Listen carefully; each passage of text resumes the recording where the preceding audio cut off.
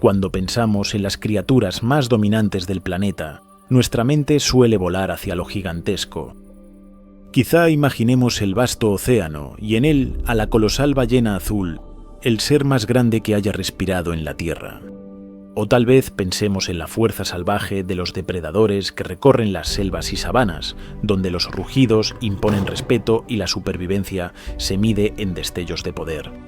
Y por supuesto, también pensamos en nosotros, los seres humanos. Inteligentes, adaptables y capaces de prosperar en casi cualquier rincón del planeta. Pero si miras más cerca, mucho más cerca, descubrirás a los verdaderos conquistadores del planeta. No habitan los mares ni dominan los cielos. Caminan bajo nuestros pies. Son diminutas, incansables y casi invisibles a primera vista. Las hormigas. Se estima que hay más de 10.000 billones de ellas y que sumadas, su masa equivale al peso total de toda la humanidad. Un ejército silencioso que, sin llamar la atención, ha moldeado ecosistemas enteros.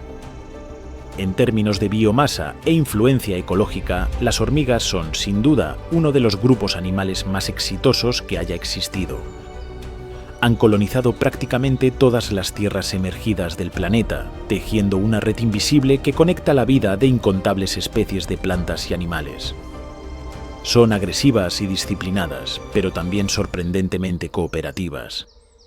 En cada colonia la lealtad es absoluta y el individuo se disuelve en un propósito común. Su organización social es tan avanzada que muchos científicos la comparan con la de un organismo único, donde cada hormiga cumple el papel de una célula dentro de un cuerpo mayor, y así estas pequeñas arquitectas han logrado algo asombroso: una casi total conquista ecológica de la Tierra. Pero, ¿cómo funcionan realmente estas sociedades diminutas? ¿Qué secretos esconde la estructura de una colonia que las hace tan extraordinariamente exitosas? ¿Será su multitud lo que las hace invencibles o una forma de pensamiento colectivo que desafía nuestra comprensión de la vida?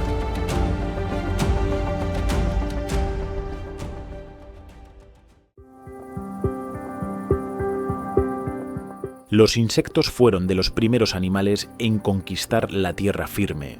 Pero las sociedades cooperativas, esas comunidades donde miles de individuos actúan como si fueran uno solo, son una innovación mucho más reciente en la historia de la vida. Los primeros insectos aparecieron hace unos 400 millones de años, cuando los continentes aún estaban cubiertos por pantanos y bosques primitivos. Sin embargo, las hormigas no surgirían hasta mucho después, hace unos 100 millones de años, en pleno reinado de los dinosaurios. Por entonces, el mundo estaba dominado por libélulas gigantes, cucarachas arcaicas y termitas ancestrales. Las hormigas eran apenas una presencia menor entre titanes. Pero el tiempo jugó a su favor. Hace unos 60 millones de años, tras la gran extinción que borró a los dinosaurios, las hormigas comenzaron su verdadero ascenso.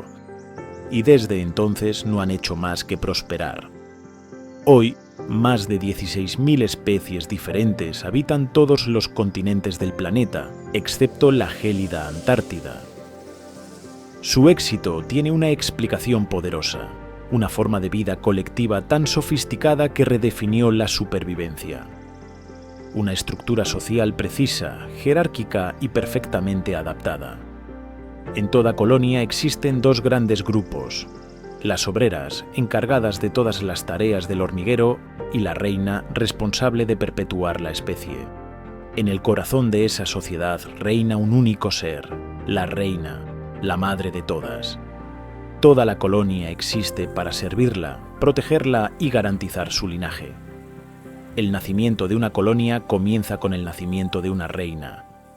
Su historia se inicia cuando su madre pone un huevo distinto a los millones de huevos comunes que ha depositado antes. Un huevo especial, destinado a engendrar a una futura reina.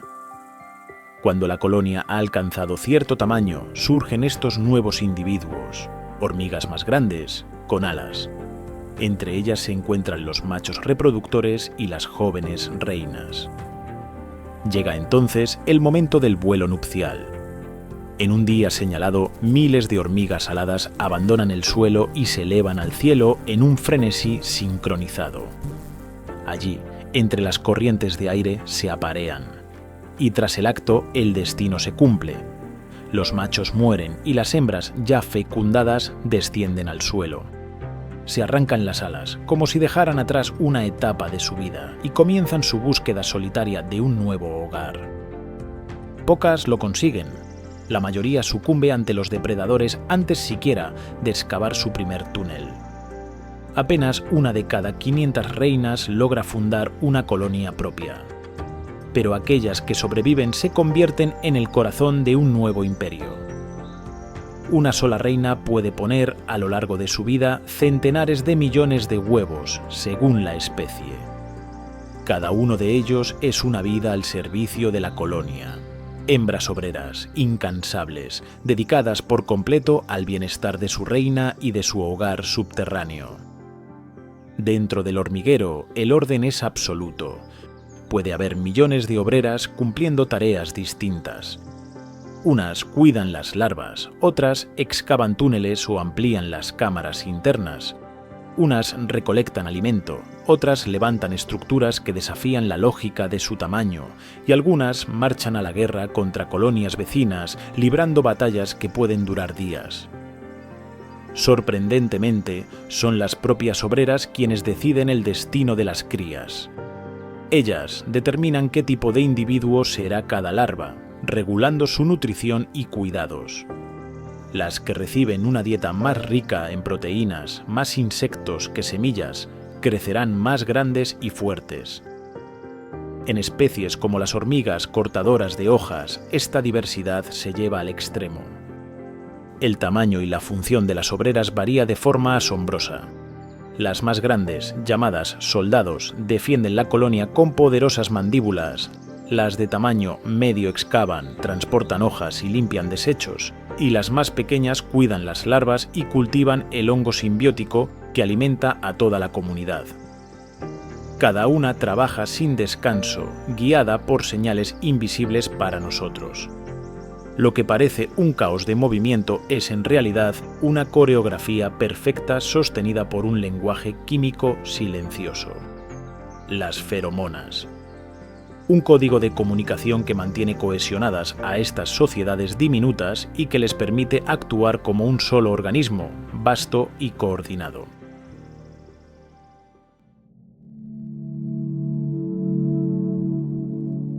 Durante años, los científicos intuían que debía existir algún tipo de comunicación entre las hormigas, algo que les permitiera mantener el orden dentro de sus intrincadas sociedades. Sus comunidades eran demasiado organizadas, sus movimientos demasiado precisos como para ser fruto del azar. Pero había un problema. Estos diminutos insectos casi no ven y apenas escuchan. Su comunicación, por tanto, debía basarse en un sistema completamente distinto al nuestro. Durante décadas fue un enigma sin resolver, hasta que, en 1962, un joven entomólogo llamado Edward O. Wilson comenzó a descifrarlo. Su curiosidad partió de una pregunta simple pero profunda. ¿Cómo puede una hormiga avisar a las demás de que ha encontrado alimento? Al observarlas, Wilson notó un comportamiento curioso. Al regresar al nido, las hormigas golpeaban suavemente el suelo con el abdomen, como si marcaran el camino para las siguientes. Intrigado, decidió comprobar si dejaban algún rastro químico. Empezó a examinar las hormigas de fuego bajo el microscopio, diseccionando sus diminutos órganos uno a uno. Con la paciencia de un relojero los trituraba con un aplicador y extendía los extractos sobre pequeños trozos de papel, colocándolos frente a otras hormigas para observar su reacción. Durante días nada parecía funcionar. Hasta que, por casualidad, examinó un órgano del que casi nadie había oído hablar, la glándula de Dufour. Cuando esparció su contenido, las hormigas reaccionaron de inmediato. Se agitaron, formaron una fila perfecta y siguieron el rastro sin dudar. Aquel descubrimiento reveló un mundo completamente nuevo. Con el tiempo, los científicos identificarían más de 20 tipos distintos de feromonas, cada una con un propósito específico. Y al combinar estas señales químicas, las hormigas habían desarrollado algo asombroso, un lenguaje feromonal complejo y preciso, comparable, en cierto modo, a la estructura de un lenguaje humano. Entre todas las especies estudiadas, las hormigas tejedoras africanas destacan por su extraordinaria capacidad comunicativa. Sus mensajes no solo se basan en las feromonas que dejan sobre el suelo, sino también en movimientos y gestos físicos. Cuando una obrera encuentra comida, por ejemplo, libera una sustancia desde su glándula rectal mientras corre de regreso al nido, dejando tras de sí una pista invisible que guía a las demás. En el camino, toca a sus compañeras con las antenas y realiza breves movimientos con la cabeza, reforzando su mensaje: «Sígueme, he encontrado alimento». En cambio, si el peligro acecha, el lenguaje cambia por completo. Para dar la alarma, una hormiga traza círculos alrededor del intruso, depositando feromonas procedentes de la glándula esternal. De inmediato, las demás obreras comprenden la advertencia. Algunas señales ni siquiera necesitan tocar el suelo. Cuando una hormiga tejedora defiende su territorio, libera una mezcla de 4 compuestos químicos volátiles que actúan como una sinfonía de órdenes invisibles. Uno activa la alerta, otro dirige la atención hacia la amenaza, el tercero provoca el impulso de atacar y el último desata una agresividad frenética que se propaga como fuego entre las filas del hormiguero. Los investigadores creen que esta combinación de mensajes no es aleatoria. Posee un orden y una estructura que recuerda sorprendentemente a una sintaxis, una forma primitiva de gramática química. Y en esa complejidad radica su éxito, porque, al igual que los humanos, las hormigas deben su dominio del mundo a una misma fuerza: la comunicación. Es su lenguaje, invisible, químico y colectivo, lo que les permite actuar con una coordinación casi perfecta, transformando a millones de individuos en una sola mente compartida.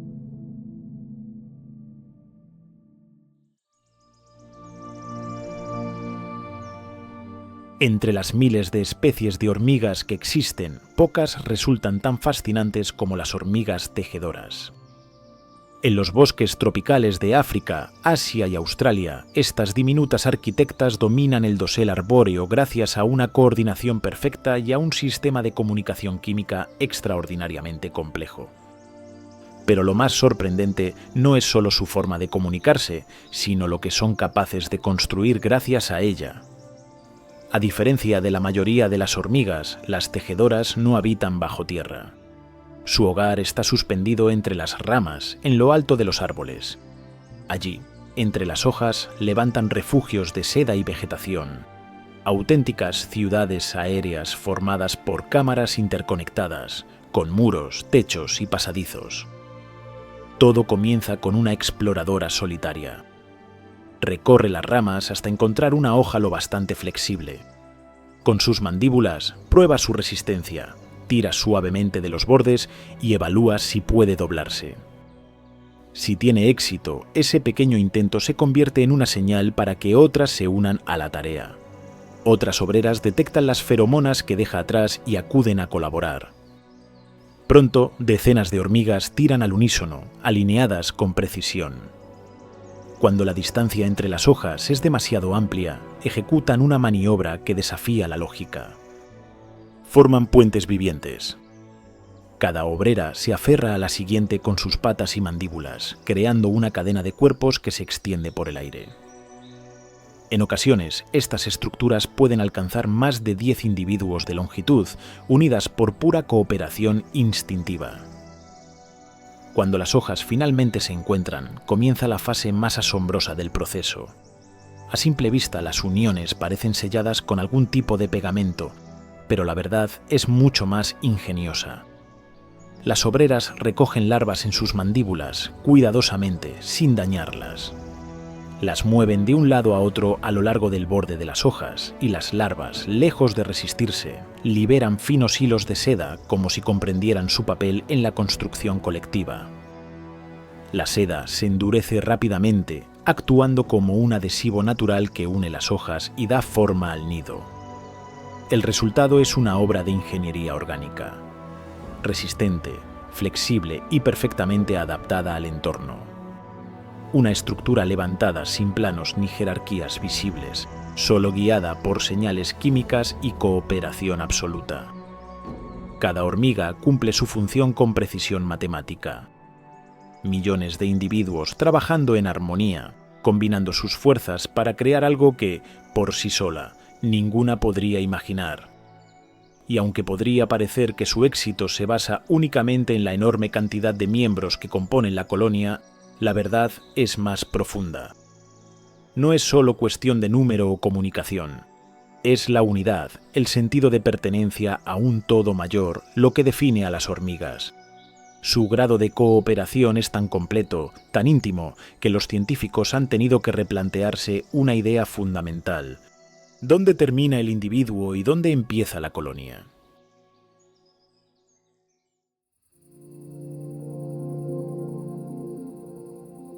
El poder de una colonia es evidente.